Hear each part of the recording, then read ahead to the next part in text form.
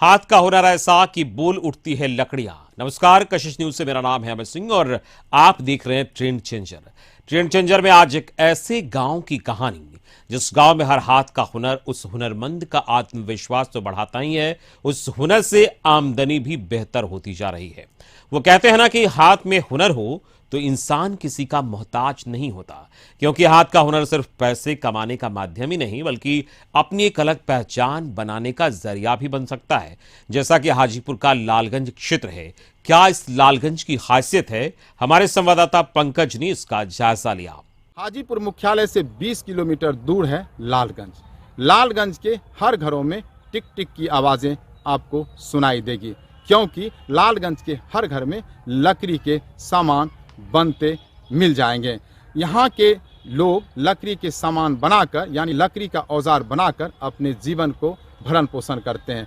पिछले कई सालों से यहाँ पे लकड़ी बनाने का उद्योग एक कुटीर उद्योग के रूप में फैला हुआ है। इस लालगंज को बिहार के प्रथम मुख्यमंत्री श्री कृष्ण बाबू ने काष्ठ नगरी का दर्जा दिया था, क्योंकि लालगंज के हर घर में लकड़ी बनाने का काम, लकड़ी के औजार बनाने का काम होता है। तो आज हम बात करेंगे लालगंज की और लालगंज को दिखाएंगे कि किस तरह से आत्मनिर्भर भारत की कहानी बयां कर रही है और लालगंज के लोग अपने बलबूते पर लकड़ियों का सामान बनाकर देश दुनिया में अपनी पहचान बनाए हुए हैं। तो चलते हैं लालगंज।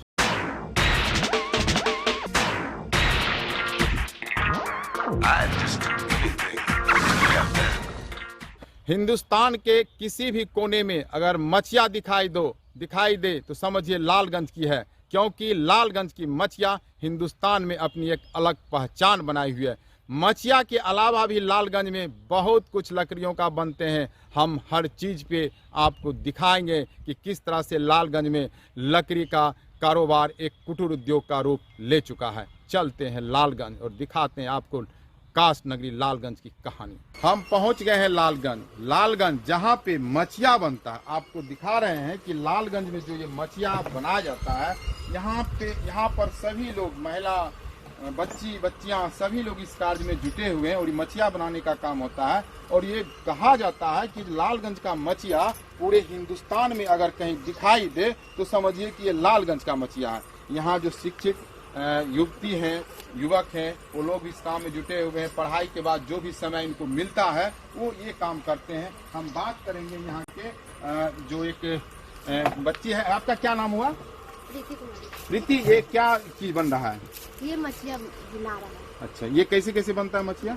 पहले इसको खरीदा जाता है लकड़ी के, उसके बाद इसका ठोका जाता है और उसको तान कर प्लास्टिक के काट छोटा छोटा टुकड़ी कर और इसको तान कर तक बुनते हैं। ये लकड़ी कहाँ से खरीदते हैं आप लोग? आराम मशीन से। और फिर बनाते हैं इसको? हाँ, ये बनाते हैं। अच्छा, उसके बाद इस मछिया का सप्लाई कहाँ कहाँ होता है? पूरे भारत में छोटे छोटे मेले लगते हैं, उसमें व्यापार आके यहाँ से ले जाते हैं। तो कैसे इसमें जीवन बसर होता है बताइए? कैसे चलता है? रोजी रोटी कैसे, मतलब इनकम क्या है इसका? इनकम नहीं है, कम है। अच्छा, इसमें कितना इनकम हो जाता है? नहीं है। एक मछिया का दाम? एक मछिया का दाम है 70 रुपया। आप यहाँ 70 रुपया में, व्यापारी कितना में ले जाता है? व्यापारी 40 रुपया में। व्यापारी 40 में।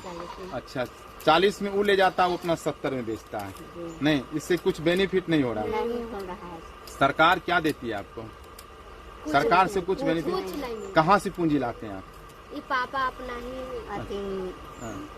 ब्याज पर लेते हैं। ब्याज पे लेते हैं? नहीं, ब्याज पे कितने सालों से काम कर रहे हैं?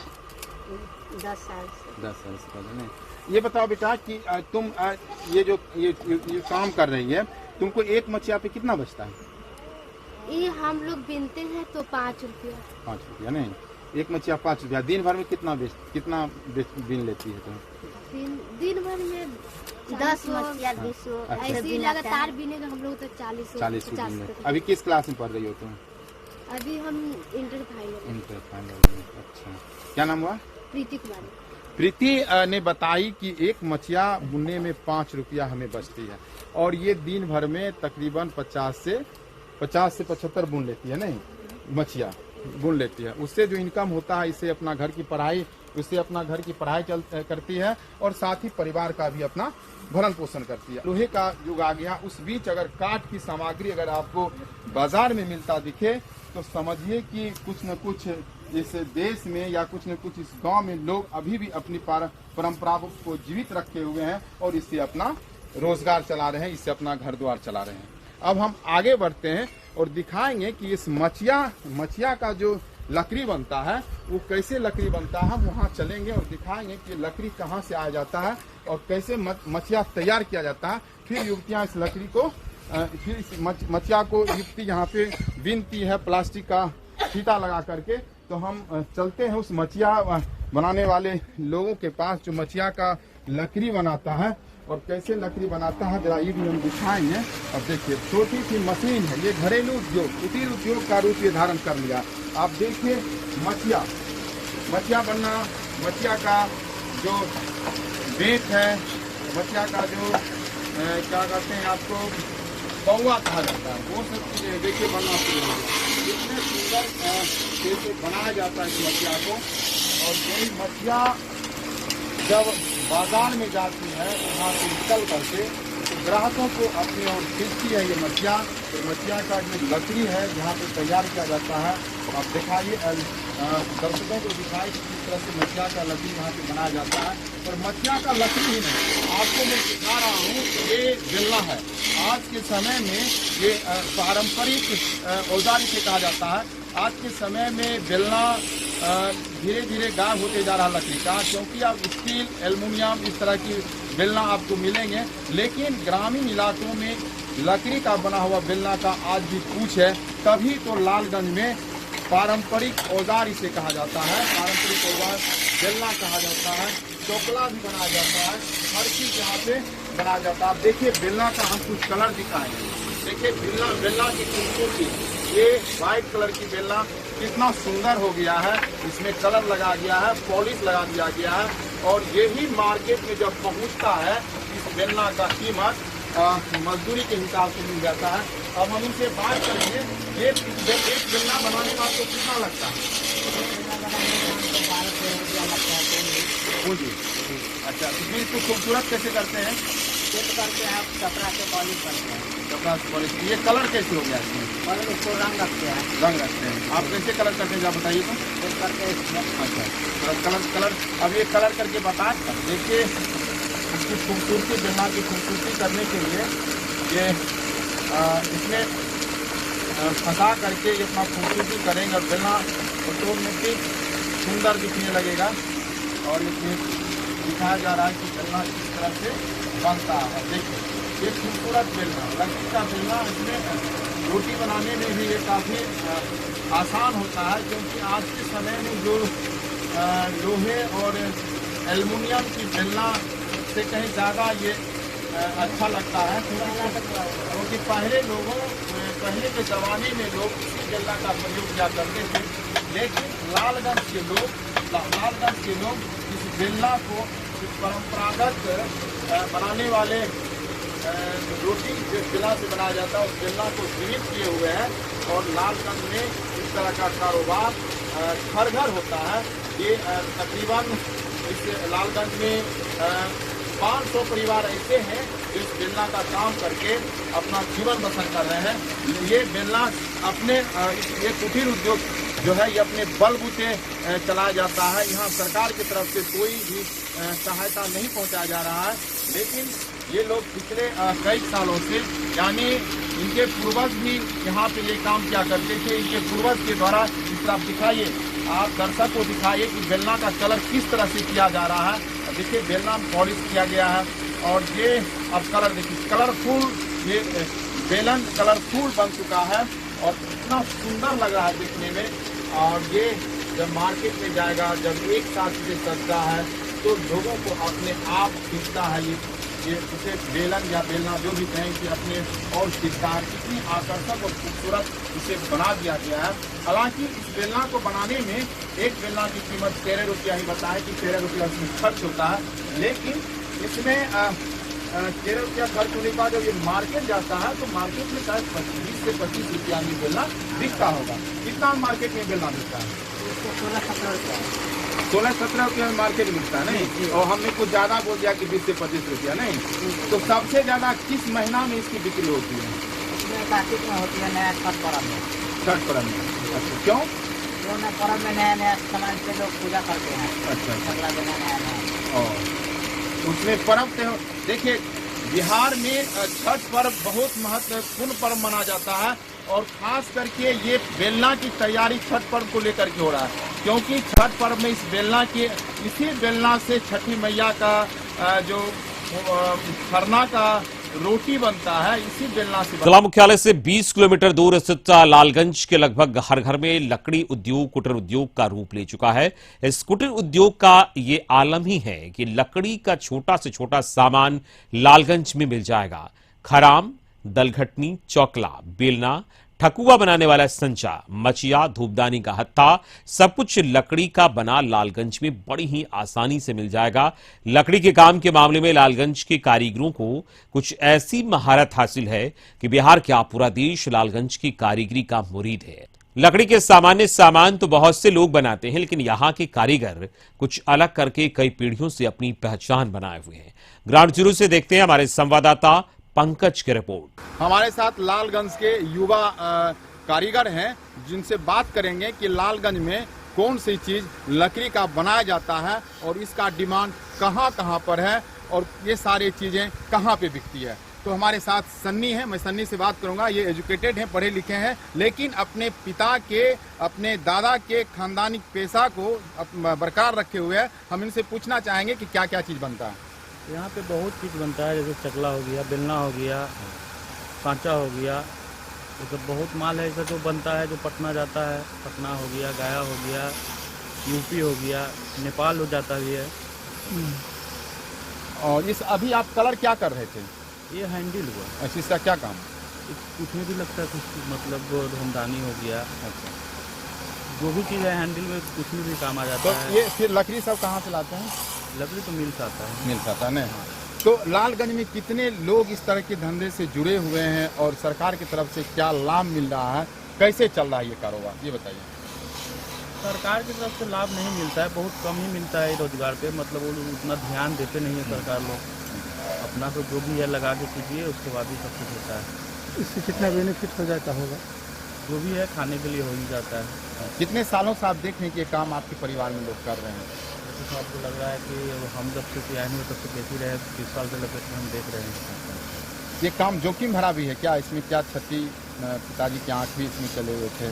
हाँ, पापा के भी आँख से चला गया, इसकी भरना भी है, वो भी काम करता था, उसका भी आँख खराब है। इसमें हानिकारक भी है, मतलब हानिकारक है। खतरा भी है, नहीं? खतरा भी। खतरा भी है, फिर भी ये काम जिंदा है। लालगंज के लोग अपने पुराने कारोबार को जीवित किए हुए हैं। अगर सरकार को आत्मनिर्भर भारत देखना हो तो लालगंज आकर देखें कि किस तरह लालगंज में घर घर लकड़ी बनाने का कुटीर उद्योग चल रहा है। लोग बनाते नहीं है, मेरे फैक्ट्री में मेरे भैया ये सब क्या क्या चीज बनता है? चकला, बेलना, रावण उरावण जो भी आइटम है, अच्छा, वो सब बनता है। कहाँ कहाँ जाता है? जो माने समझिए तो बिहार के बाद ही आउट एरिया में भी जाता है। अच्छा अच्छा, आप कितने दिनों से हैं, कितने सीख रहे हैं? हम सीख नहीं रहे हैं, सिर्फ अच्छा। खाली उसमें जैसे कि कोई काम नहीं है उसके लिए इसी में रहते हैं, टाइम पास। कहीं से पढ़ाई किए हैं क्या इसका कि नहीं? नहीं। आप लोग का तो अच्छा। समझिए कि हम लोग का बचपने से ये लोग फैक्ट्री पहले से। क्या नाम है आपका? मेरा नाम अनीता कुमारी सिंह, अनीता, कितने पढ़ी लिखी है? Non matric. अच्छा, काम कर रही है नहीं? कितने घंटे काम करती है? काम नहीं करते, अच्छा। सिर्फ खाली ऐसी हाफ डी बियने से उन्हें करते अपना हैं। है। हाँ। कितने लोगों को खटा रहे हैं? अभी जैसे कि स्टाफ में 5-6 लोग खट रहे हैं। बेलना, चकला, संचा, दलघुटनी, डंडी, ये सब बनता है। अच्छा, कहाँ कहाँ भेजते हैं आप? कहाँ भेजते हैं? कहूँ नहीं भेजते हैं, आता है व्यापारी खुद ले जाता है यहाँ से। कितने सालों से कर रहे हैं काम? यहाँ तो 10 साल से बेसिए से चल रहा है, शुरू से समझिए कि यही सब अच्छा। काम में चल रहा है। आपके खानदान लोग पहले करते थे? हाँ, यही लकड़िए का। लकड़ी का अब नहीं? हमारे ससुर जी मर गए, यही लकड़िए का कारोबार करते, अच्छा, अच्छा। सब यही से करते हैं। लेकिन है हम लोग के क्या, सब जमीन जथा सब चल गया नहर में, यही मजदूरी करके अपना करते हैं। मिल से लकड़ी लाते हैं, यही अपना करके मजदूरी कमाते हैं। क्या नाम है आपका? अनीता देवी। व्यापारी सब जगह ले जाता है, हम लोग कारपेंटर है, अच्छा। काट के ही काम करते हैं, खाली साचा उचा बनाते हैं। इसमें क्या होता है साचा से? ये से ठेकुआ को बनता है पर्व त्योहार के दिन में। अच्छा, पर डे कितना बना लेते हैं आप? पर डे बनता है 30 पीस। 30 पीस। एक सांचा कितना में बिकता है? एक सचा का रेट है अभी 25 रुपया। और सबसे ज्यादा ये कहाँ जाता है सांचा? सबसे ज्यादा जाता है पटना। पटना। पटना से बाहर भी जाता है ना? पटना से बहुत जगह जाता है, अच्छा। गया, दरभंगा, जहाँ भी। कौन महीना में सबसे ज्यादा बिकता है? ये बिकता है कार्तिक त्योहार में। सबसे ज्यादा है? जी सर। कार्तिक त्योहार बोले तो छठ पूजा। छठ पूजा। अच्छा, क्या नाम है आपका? जगन्नाथ शर्मा। जगन्नाथ जी, ये पूरा आप सांचा का ही काम करते हैं? जी। तो क्या इसमें नाम है क्या, कौन कौन सांचा, कौन कौन डिजाइन? इसमें अपने नाम लिखने से होता है। अच्छा अच्छा अच्छा, ऐसे नाम नहीं लिखेंगे तो ऐसे चल जाता है। चल जाता है। आधुनिक युग में जहां लोहा और एल्युमिनियम का बना हुआ सामान बाजार में सबसे अधिक डिमांड में है, आज भी लालगंज में लकड़ी का बना हुआ घरेलू सामान का काम जोरों से चल रहा है, जिसका डिमांड देश में लगने वाले हर एक छोटे से बड़े मेले में रहता है। लालगंज के कारीगर अपने हाथ के हुनर से लकड़ियों को आकार देकर सजावट के कई सामान बना रहे हैं, जो इनकी आजीविका का सबसे बड़ा माध्यम है। हम पहुंचे हैं लालगंज के सबसे प्रसिद्ध कारीगर लक्ष्मण शर्मा के घर। लक्ष्मण शर्मा काफी पुराने आदमी हैं, काफी बुजुर्ग आदमी हैं। इन्होंने अपनी जवानी से लेकर के अभी तक इसी उद्योग में अपनी जिंदगी को बिताए हैं। हम बात करेंगे लक्ष्मण शर्मा जी से कि लक्ष्मण शर्मा जी, आज के आधुनिक युग में आपकी फैक्ट्री किस तरह चल रही है और लकड़ी के कौन कौन से सामान बन रहे हैं? लक्ष्मण जी, आपके यहाँ कौन कौन से लकड़ी के सामान बनते हैं? चकला और बेलना बनते हैं, और दलगोटनी बनते हैं। ये देखिए, ये दलगोटनी है। अच्छा, क्या इस दलघुटनी में क्या खासियत है, कैसे है, बताइए तो। ये डंटा दाना है, वो ठोकला ना। ये क्या है? ये बेलना है, अच्छा, और ये चकला है, चकला है, ये रोटी बेलने का है। रोटी बेलने का है। इसका डिमांड सबसे ज्यादा कहाँ है अभी?